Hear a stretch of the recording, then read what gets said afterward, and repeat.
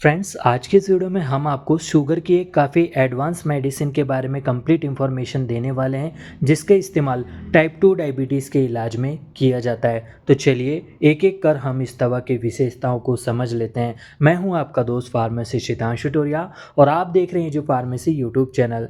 दोस्तों, इस दवा को 3 कंटेंट से मिलाकर बनाया गया है। पहला है ग्लिमिप्राइड जो कि 2 mg पर है। दूसरा है पायोग्लिटाजोन हाइड्रोक्लोराइड जो कि 15 mg पर रहेगा। तीसरा है metformin hydrochloride sustain release form पर है यहाँ और यहाँ 500 mg पर ईच टैबलेट पर रहेगा। 10 टैबलेट की एक पूरी स्ट्रिप आती है और यकीन नहीं करेंगे आप दोस्तों, इसका जो प्रिंट रेट है काफ़ी कम है। मात्र 24 रुपये 20 पैसा ये जो दवा है कॉस्ट करती है। इतना कम दाम इसलिए है क्योंकि ये एक भारतीय जनौषधि केंद्र पर मिलने वाली मेडिसिन होती है। इस दवा का PMBI कोड होता है, ना कि ब्रांड नेम होता है। तो इसका जो कोड है वो है 1646।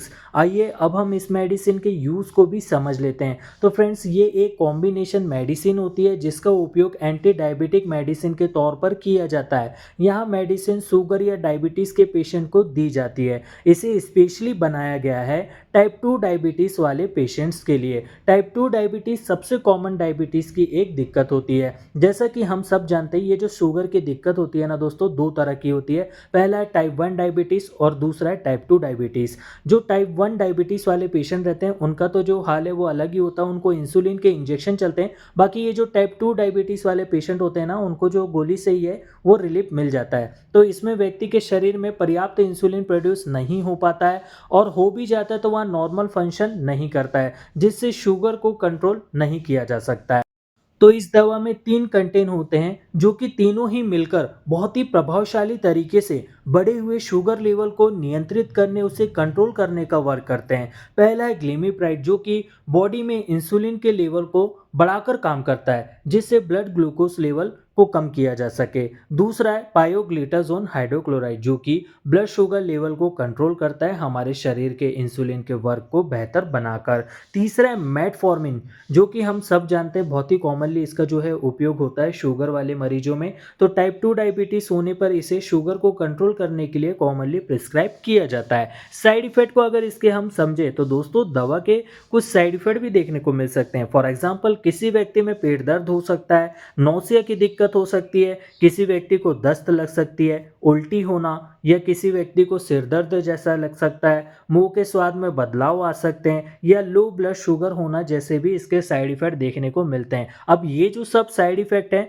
हर किसी को नहीं होंगे, कुछ ही कंडीशन में इन सब साइड इफेक्ट को देखा जा सकता है। डोज को भी इसके हम समझ लेते हैं। तो एक अगर अडल्ट व्यक्ति है, वैसे तो शुगर जिस तरह से रहती है उसी अनुसार इसके जो डोज हैं उसे डिसाइड किया जाता है। जैसे इसे 1 टैबलेट प्रतिदिन भी दिया जा सकता है, बाकी कंडीशन को देखते हुए इसे दिन में 2 बार भी रिकमेंड किया जा सकता है। अब ये टोटली डिपेंड करता है आपके डॉक्टर और आपकी कंडीशन के ऊपर कि डॉक्टर आपको कितने अमाउंट में इसके जो डोज हैं प्रिस्क्राइब करना चाहते हैं। अब इसे लेने का सही तरीका भी हम समझ लेते हैं। तो दोस्तों, इसे खाने के तुरंत पहले लेना होता है। मान के चलिए आपके सामने खाने की थाली रखी हुई है, तो पहली बाइट आपको जो है खाने की नहीं लेना है, पहला डोज आपको दवाई का ले लेना है। सेकेंड डोज फिर आप जो है डोज बोल रहे हैं सॉरी, उसका जो है सेकेंड बाइट आपको खाने की लेना होगा।